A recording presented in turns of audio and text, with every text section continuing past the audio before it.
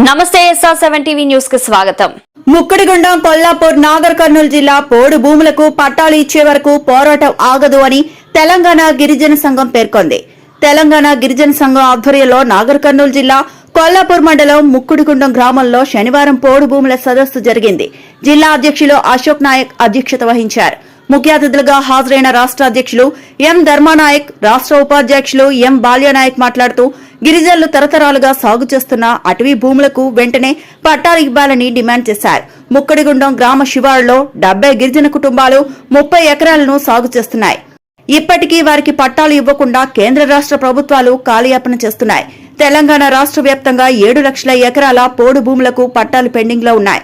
గిరిజనులకు ఇచ్చిన హామీలను అమలు చేయడంలో 2 ప్రభుత్వాలు విఫలమయ్యాయి. పట్టాలు చేతికి వచ్చే వరకు పోరాటాన్ని ఉధృతం చేస్తామని హెచ్చరించారు. సదస్సు అనంతరం గిరిజన సంఘం నాయకులు గిరిజనులు సాగు చేస్తున్న పోడు భూములను పరిశీలించారు. SR7 TV news reporter Wanaparthy జిల్లా ఇన్ఛార్జ్ కేపీ రెడ్డి. గిరిజన సంఘం దృష్టికి రావడం జరిగింది. ఈ సంబంధించినటువంటి విషయాన్ని ఈ యొక్క భూములను పరిశీలించడానికి రాష్ట్ర కమిటీ తరఫున రాష్ట్ర అధ్యక్షుడు ధర్మనాయక్ గారు మేము బృందం కూడా ఇక్కడ రావడం జరిగింది. ఈ భూమిని కూడా సాగు చేస్తున్నటువంటి భూమిని కూడా మేము పరిశీలించడం జరిగింది. అయితే ఈ రాష్ట్ర ప్రభుత్వం మేము చెప్తున్నటువంటి ఏంటంటే తరతరాల నుంచి గిరిజనులు సాగు చేస్తున్నటువంటి భూములకు పట్టాలు ఇవ్వాల్సిన ప్రభుత్వం ఇప్పటికూ నిర్లక్ష్యం చేయకుండా ఆ భూమి సాగు లేనట్టు కూడా చూపించి నీటి కూడా పెండింగ్లో పెట్టి ఇటువంటి భూములు కూడా ఈరోజు పట్టా ఇవ్వకపోవడం విచారకరం. ఎందుకంటే గిరిజనులు తరతరాల నుండి భూమి మీద ఆధారపడి తమకు వచ్చినట్టు ఆధారపడి మీ గ్రామాన్ని సందర్శించడం జరిగింది. అంతకుముందుకు గంట తర్వాత ముందే ఈ యొక్క మీరు సాగు చేస్తున్నటువంటి భూములను పరిశీలించడం జరిగింది. అక్కడ ఆ ఫారెస్ట్ యొక్క క్యాంపును కూడా మేము చూడడం అనేటువంటిది జరిగింది. మరి ఇన్ని సంవత్సరాల నుండి గిరిజనులు తరతరాల నుండి గిరిజనులు భూమిని నమ్ముకొని ఈ యొక్క భూమిని సాగు చేస్తున్నటువంటి భూములు దాదాపు ఇప్పటికే 70 మందికి దాని మీద 70 కుటుంబాలు 300 ఎకరాల భూమికి నేటికి కూడా పట్టా ఇవ్వలేదని చెప్పేసి అక్కడ ఉన్నటువంటి గిరిజనులు తమ యొక్క గిరిజన బృందానికి సందర్శించడం ఆ యొక్క విషయాన్ని చెప్పడం అనేది జరిగింది. మేము నిజంగా చూస్తూ ఉన్నటువంటిది చూస్తే ఆ యొక్క భూమిని ఇవాళ చట్టంలో ఉన్నటువంటి అడవి హక్కుల చట్టం ఏంటంటే భూమిని సాగు చేస్తే 10 సంవత్సరాలు సాగు చేసిన ప్రతి గిరిజనునికి 10 ఎకరాల భూమి ఇవ్వాలనేది చట్టంలో ఉంది. మరి అటువంటి చట్టాన్ని ఇవాళ ప్రభుత్వం కూడా చూసి పరిశీలన చేసి ఈ సాగు వచ్చే భూములా కాదా, ఈ గిరిజనులు చేస్తున్నారా లేదా అన్నటువంటిది పరిశీలన చేయవలసిన ప్రభుత్వం. మరి కొన్ని భూములకు చాలా భూములకు పట్టాలు ఇచ్చి మరి 600 ఎకరాలకు 300 ఎకరాల భూమికి పట్టాలు ఇవ్వకుండా ఇప్పటికీ కాలయాపన చేయడం అంటే ప్రభుత్వం యొక్క నిర్లక్ష్యం అని చెప్పేసి మనం కోరుతా ఉన్నాం.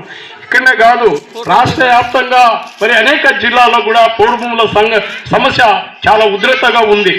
మనం ఈ యొక్క పోడు భూముల సమస్యను పరిష్కరించాలని చెప్పేసి తెలంగాణ గిరిజన సంఘం రాష్ట్ర వ్యాప్తంగా గిరిజన హక్కుని మరి ఇవాళ మాకు కల్పించాలని చెప్పేసి మా భూమిని మాకు సాధించాలని చెప్పేసి రాష్ట్ర వ్యాప్తంగా మరి దీని యొక్క సంఘ యొక్క నాయకత్వం మరి పెద్ద ఎత్తునంగా పోరాటం ఉన్నటువంటిది జరిగింది.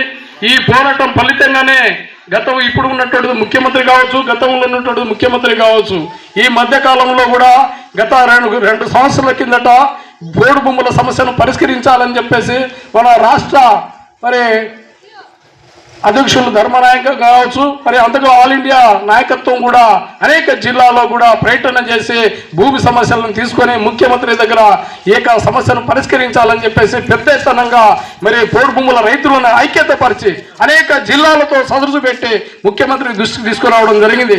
ఆ ఫలితంగా పోరాటం చెప్పాం. ముఖ్యమంత్రి కూడా చెప్పడం జరిగింది, అయ్యా అనేక గిరిజనుల తండాల్లో అనేక సమస్యలు ఉంది, చాలా తరతరాల నుండి గిరిజనులు భూమి సాగు చేస్తున్నారు, ఈ భూమిని పరిష్కరించే బాధ్యత ప్రభుత్వానికి ఉంది. మీరు గతంలో ఎన్నికల ముందు గిరిజనులకు పోడు భూముల సమస్య పరిష్కరిస్తామన్నారు, ఆ భూమిని పరిష్కరించాలని చెప్పేసి మన సంఘం డిమాండ్ చేయడం జరిగింది. ముఖ్యమంత్రి కూడా దాన్ని అంగీకరించారు. ఆ తర్వాతనే భూ సదస్సు అఖిల పార్టీలతో మనం అందరం కలిపి ప్రధానంగా గిరిజన సంఘం నాయకత్వం వహించింది. ఆ సందర్భంగానే మనం గిరిజన సంఘాలు అందరూ కలిసి ముఖ్యమంత్రి కలవడం వల్ల దాని ఫలితంగానే ఇవాళ పోడు భూముల సమస్యలు కూడా కొన్ని 50% మందికి ఈ రోజు రాష్ట్ర వ్యాప్తంగా మరి పట్టాలు ఇవ్వడం జరిగింది. మరి 50% మందికి ఇంకా పట్టా ఇవ్వాలని చెప్పేసి కూడా మనకు తెలిసింది.